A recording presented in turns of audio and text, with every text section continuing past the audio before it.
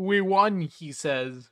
What did we win, Arlo, huh? What did we gain from this? This is a fool! This is a...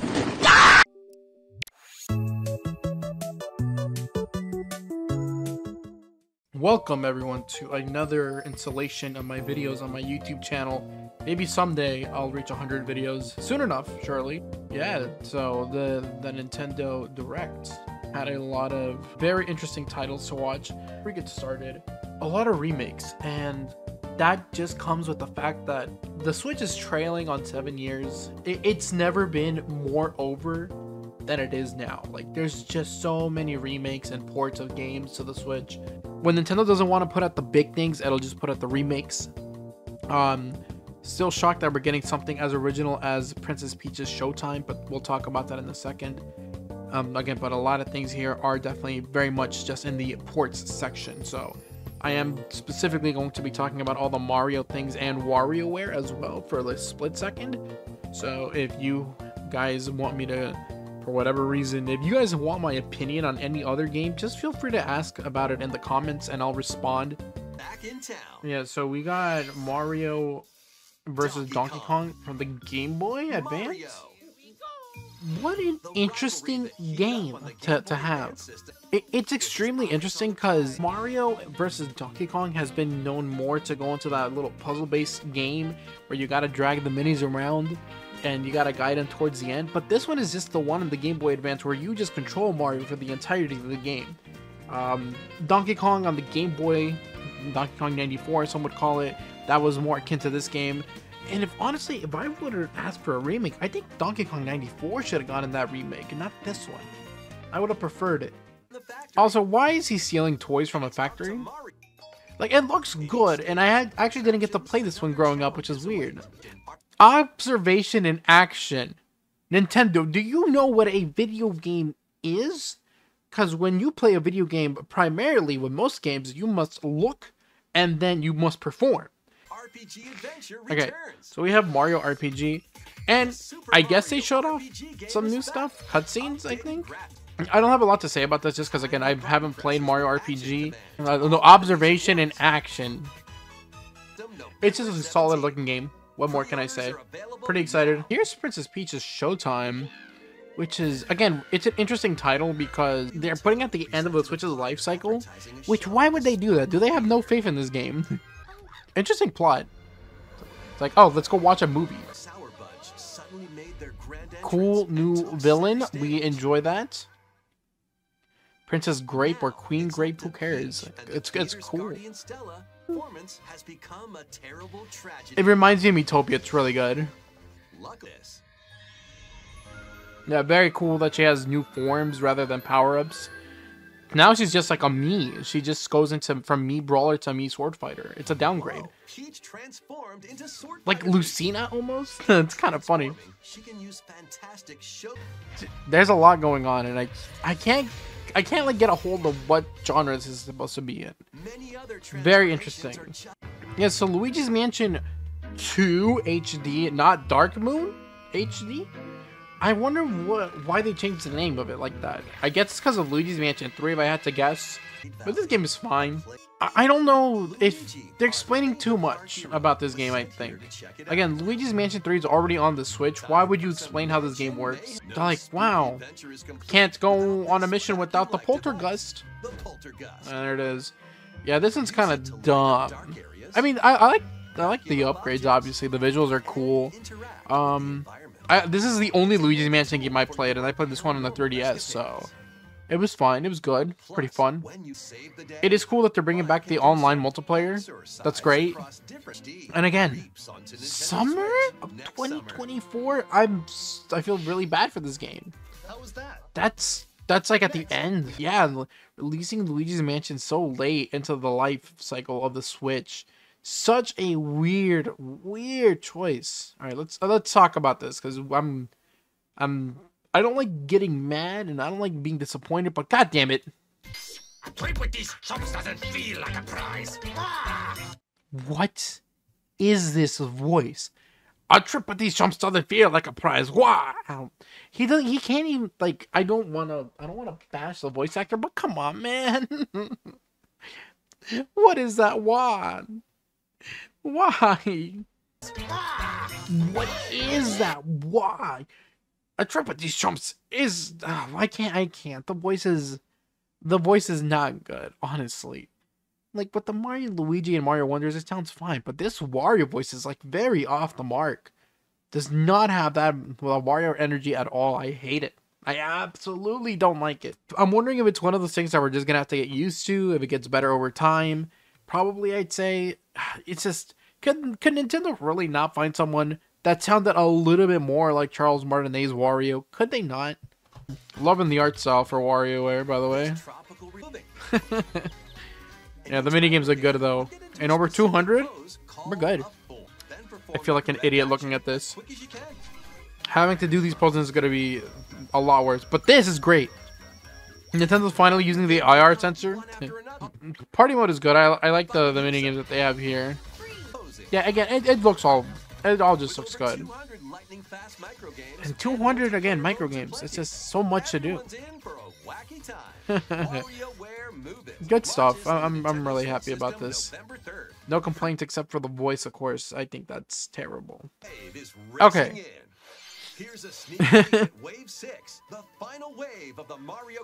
Yeah, so Daisy Circuit is like the most all-right track you could have added.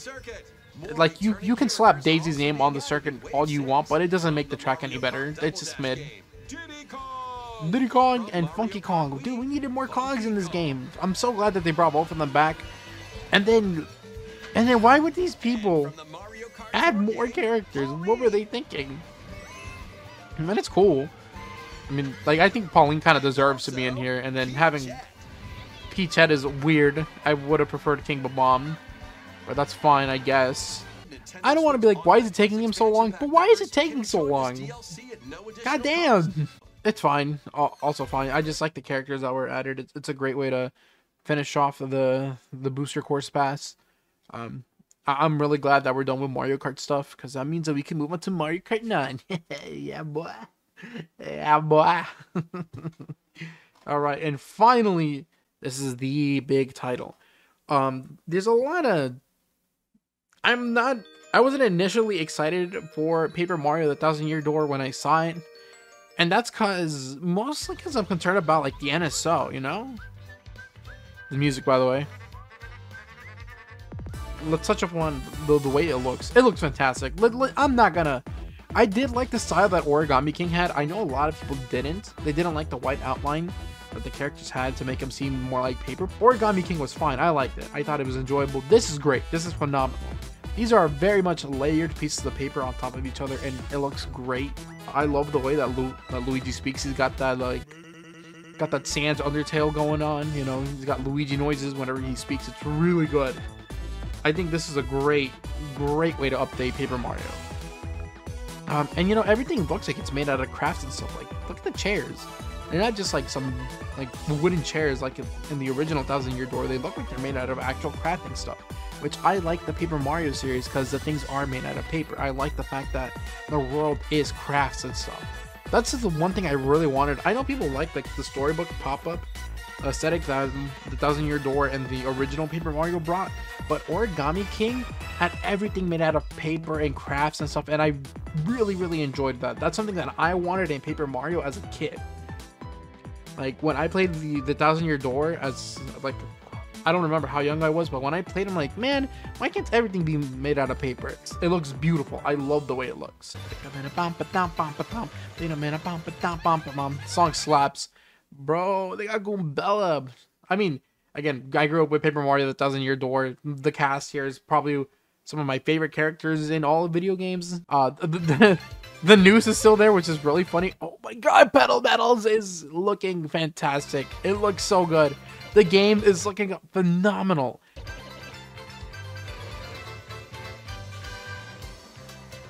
Okay, someone pointed this out earlier and I didn't really see it. Again, I wasn't really looking at the trailer at first, but man, this is looking real good. I cannot wait to get my hands on this.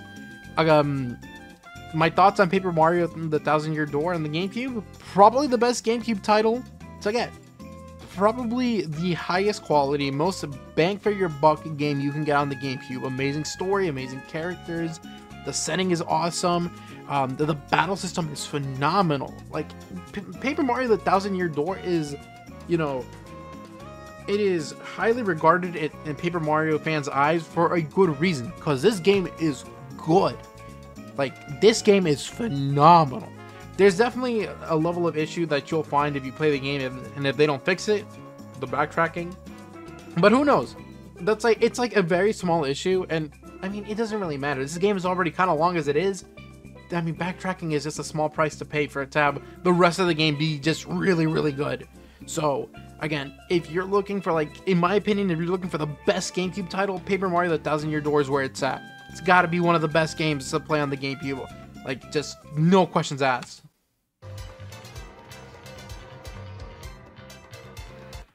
Again, it looks great. It looks good. I'm just gushing about how it looks at this point. It looks great. Apparently, this purple toad didn't exist. But yeah, I guess he didn't exist back in the day. So it's cool to see that they're bringing new characters into the mix.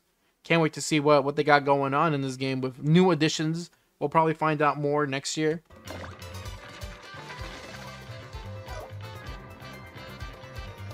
Looks good. It's paper. That's what I want my Paper Mario to be. I just want it to be paper. There are the Punies. Oh man, he makes the Koopa noises when he speaks. It's so good. Hold up, the music.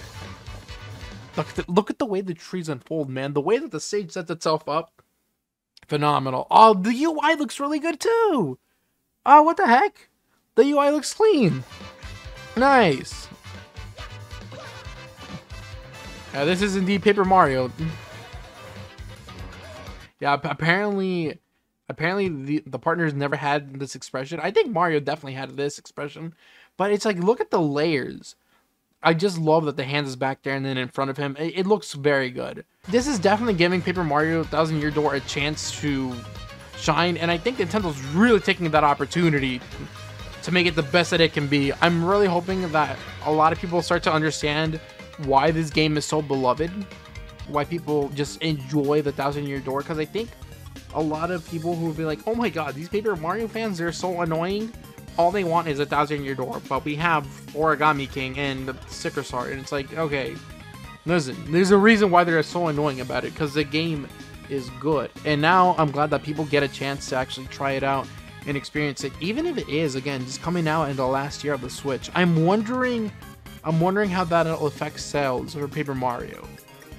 I think you'll find that the most loyal fans will obviously pick it up with no issues. I'm just hoping that those who, you know, have only played like Sticker Star and beyond, you know, give it a fair chance, give it a fair shake, and find out how in-depth the game goes, with not just its story, but its mechanics and its battle system. You'll find that there's a lot of customization that is offered to Mario in the battle. So, very happy about this title. 2024. Maybe even late 2024. Maybe they can do a dual release with this one. Release it on the Switch and release it on the new console. If that were to happen, I think we would have a very good title to start off the new console with. Paper Mario the Thousand Year Door, again, it goes without saying, like, no, it goes with saying, I have to say this. It is probably the best GameCube title to own. Unquestionably, in my opinion, one of the best. And it would be a shame if it was only on the Switch. I feel like they can release it late enough into 2024 that if there is a new console, you can do both on the Switch and on whatever the new console is. If they're going to do a new console, that's a big hypothetical, so that's fine. Now, Metroid Prime 4, again, I keep on talking about it every time I end one of these videos, is not here still. So don't expect to see it until the new console shows up. Like, please hold. Like, do not wait for it until the next console comes out, and then we will probably see it then and there. But yeah, a lot of ports, a lot of remasters, and very few in the ways of new things. So I'm glad that Nintendo, I mean, I'm glad to see Mario things, but obviously Nintendo is putting its faith in Mario to hold up the Switch brand while we're coming close to a transition onto the new console. Like, why would you bother to sell a Kirby game that just may not hit the numbers that, you know, that a Mario game just would? Like, Mario is a very easy sell for most people. If you see Mario on a game, you know that you're in for quality. So I think Nintendo's just kind of relying on the Mario branding for now. Again, just to keep those sales up and just to make sure that the games that they are selling sell.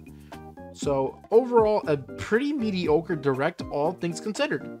Yeah, like, I don't care if the 1,000-year door is here. I don't care if it's great, if it's phenomenal looking, if it's the thing that I've been wanting for years. I just think that overall, the direct didn't have much to offer. Again, even with titles like Mario vs. Donkey Kong, Luigi's Mansion, Princess Peach's Showtime, like, those things didn't really excite me. I'm glad they're there, but they're not things that I'm excited about.